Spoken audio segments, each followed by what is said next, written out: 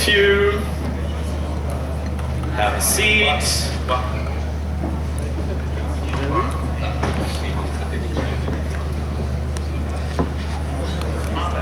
Okay, as you know, for all the pre-qualified countries, they will draw later in the press conference in which part of the grand final they will perform, and we'll keep that for later. For now, hey, welcome to Lisbon, and welcome to Portugal, and how was your second rehearsal? And did you change a lot from the first rehearsal? Well, actually it didn't change. We just checked a little bit better the sound, the mixing, and the stage itself. It's really big. Because it's really big, yeah. Yeah, it's really big. You gotta feel it. There's a lot of people talking about the overlays because you're not exactly. It's not like it's the translation of the song, but it's not like a proper lyrics video. So it's something different. Can you explain a bit what was the idea behind this staging? It can be either of you. Well, we just wanted to keep intact the meaning of the lyrics without translating it, because when you translate a song, the lyrics of a song, it actually loses something. So we just wanted to give the audience the possibility to understand exactly what we wanted to say with the song. And in the overlays, we found a good solution, I think. Very good solution. And it makes it all much more universal in the sense that it can be understood by anyone. But what is specifically Italian about your song? Like, okay, that's the universal part, a message that everyone can relate, because we all been through this situation, at least watching it and witnessing it. But what makes the song like very Italian?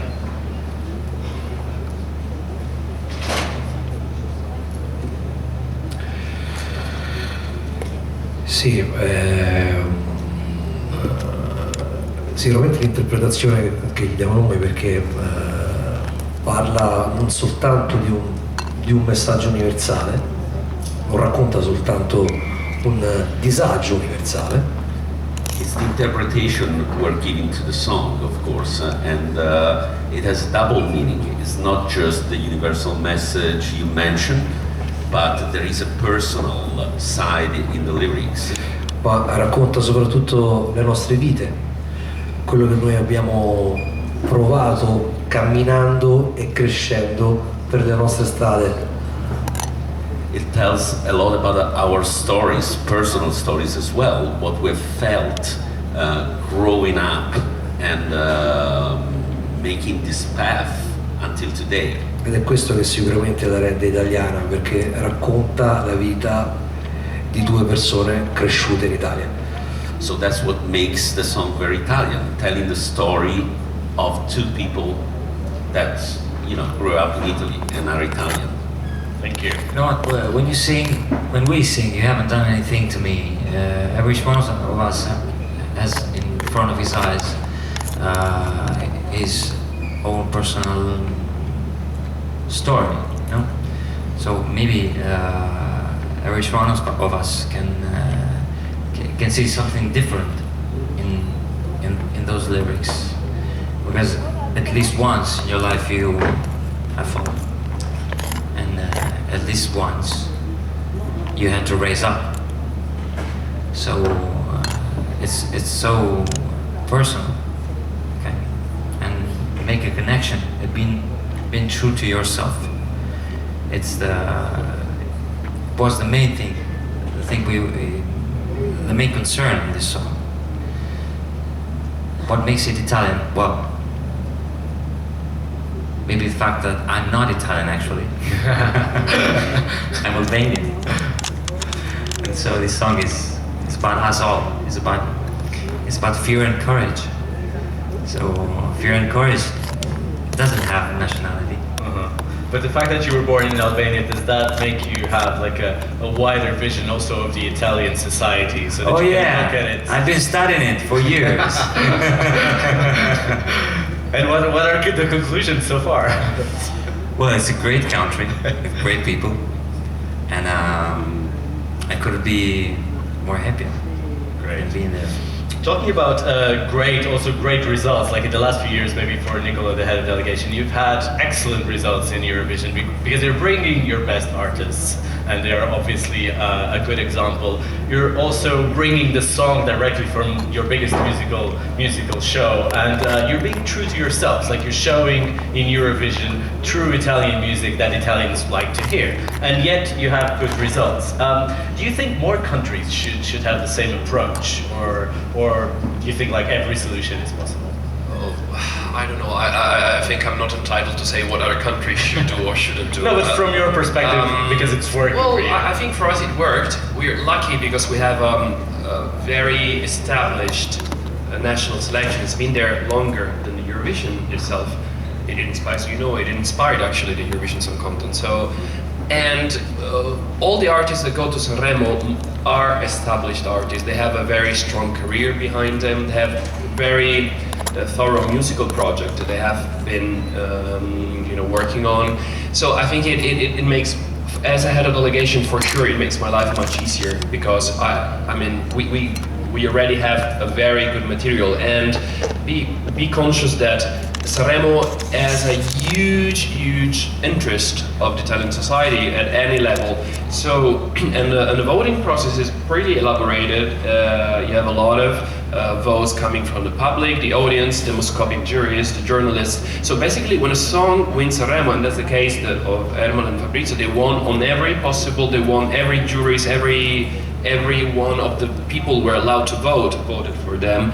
And these already give you a very good start, because you have the love, you have the support of your audience. And if so many people are behind the song, it means that it has to be something good on it. And for us, from my very own personal perspective, it's much easier to work in this framework, rather than choosing someone that you never know if people might connect to it. It's a signal, it's a start, it's a very good starting point for us. In few words, there are big expectations, and we are freaking out, literally. Okay, let's go to the press questions. Yes, they're in the back. Hi, Alistair Birch from Eurofile. I have a question for Ermal, please. I understand you've been having problems with your gas supply. Can you tell us about it? And why were you distracted? Well, I had problems because in the last 3 months I had never been home, because I had a lot of things to do, going up and down, back and forth in Italy, in different towns, and live shows, and my gas supply was interrupted because I didn't pay the bills. So when I got back home, I was thinking, oh my God, I'm looking forward to have a shower. Only cold water. I said, oh my God, it's cold. It's go. What can I do? What can I do? I called the gas man. I don't know how to call it, how you say it. And he came the day after and said, this is all right. There's no glitch in it. Maybe, did you pay the bills? Oh, I don't know. Let me see. Didn't pay the bills. I'm sorry, man. So I survived for another week with cold water, but you know, it makes you strong. Okay, here in the first row, another question from the press. Thank you. Buongiorno, mi chiamo Christopos da Ogare, Grecia. We have a saying in Greece that Italians and Greeks are una faccia, una razza. Comunque, do you know any Greek artists, and have you collaborated with them? Because I know that many Italian singers collaborate with Greek singers. And have you plans for concerts in Greece? Thank you very much. Thank you for your question. Io non conosco personalmente artisti della Grecia, non so tu. No, però abbiamo in piano un tour in tutta Europa, non soltanto in Grecia, quindi sicuramente verremo a trovare anche voi. He said he doesn't know personally Greek artists, he never met one, but you know, he's really looking forward to a European tour, so he definitely wants to come to Greece and to play. It would be great. Yeah. You can meet Jana Terzi here in Lisbon. Yeah, here on the third row. Hello Team Italy, good afternoon, it's JP from Radio International. Ermal and Fabrizio, you are both huge artists in your own right with sales in gold and platinum. You went through the Sanremo Song Festival. What made you put in a song knowing that you're going to Eurovision? You could go to Eurovision. What made you decide to go for the Eurovision Song Contest? What are your expectations from it?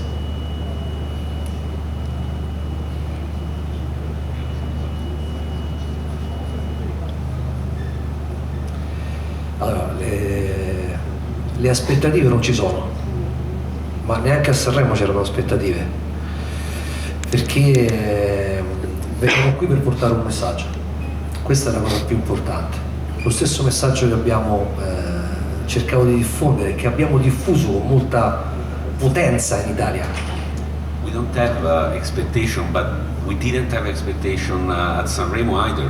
I mean, we're coming here to bring this strong message to the people, so that's what we really did in Sanremo, and we hope we're gonna do here at Eurovision. So make the people feel united and feel this message.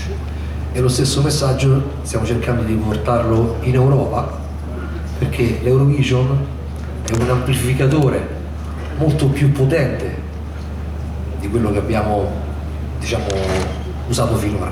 E speriamo che questo messaggio di pace, di coraggio e di speranza venga diffuso il più possibile in tutto il mondo, non soltanto in tutta Europa.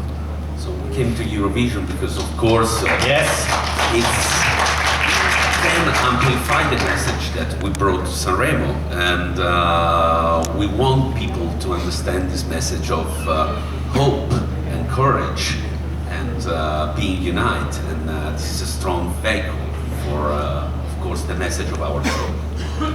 Speaking of strong messages, Fabrizio, you're not doing it just by singing, because you also you presented a docu-reality called Spare in 2011. Can you tell us a bit about that? So you have another side and not just as a singer.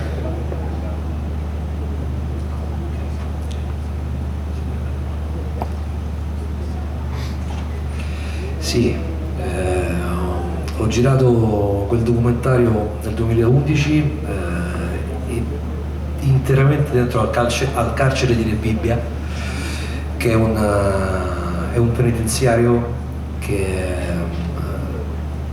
sta proprio accanto al quartiere dove io sono nato.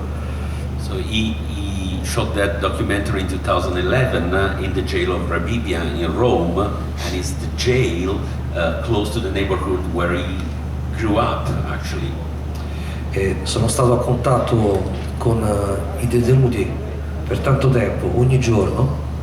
I've been in touch and close to the convicted for every day for a long time. Lì dove ci siamo conosciuti, no? E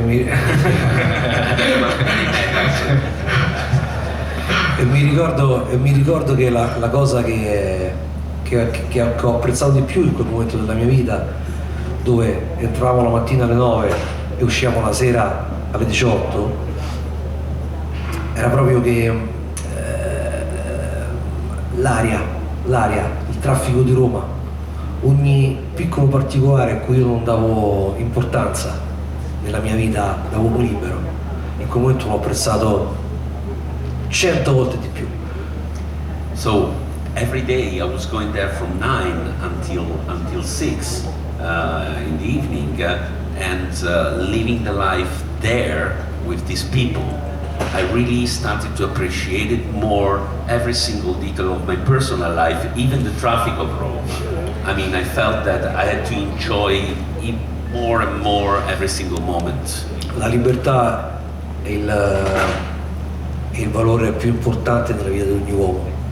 Freedom is the most important value in people's life. And your song is definitely also about freedom, so it's there's a lot of strength in this message. Okay, one last question from Australia. Sorry. Quick one, please. Okay. Ciao.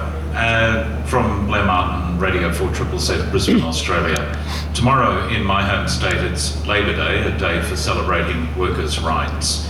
I think your song has got so much power for a political message, but a really strong one. Italian music is like that, and I really appreciate what you've brought to Eurovision this year. Can you tell us how political you would like your music to be and how you want the world to appreciate that. Well, we never thought of this song as a political message. This is a social message. It talks about people. And yes, it's true. People do politics, but people are much more involved with their own lives, with surviving even everyday life. Because now we can talk about all these things, looking each other in the eyes, but a lot of people don't. They don't have this possibility, this chance. When we talk about politics, we should talk before that about hope and hope should give something to politicians and not on the contrary, because they're not different entities from us. We choose them, we feed them, and we carry them on our shoulders. But we don't work for them, they work for us. This is what I think. Lots of interesting, deep thoughts, and I thank you for that. And now it's actually time for something a bit lighter, which is the decision on which half of the grand final you will perform. I don't know which of you will want to take the honor of choosing Fabrizio. I want it to be his fault. Just pick one. No, yeah, do it. Stay here on this side. Okay. No, I don't know that, man. It's a huge responsibility. Nobody wants to take it. Okay. Okay, gira. And here's the decision. Okay, you can open it and show it to the camera, please. Yeah. Okay, it's going to be a dramatic revelation. I might be fired as well.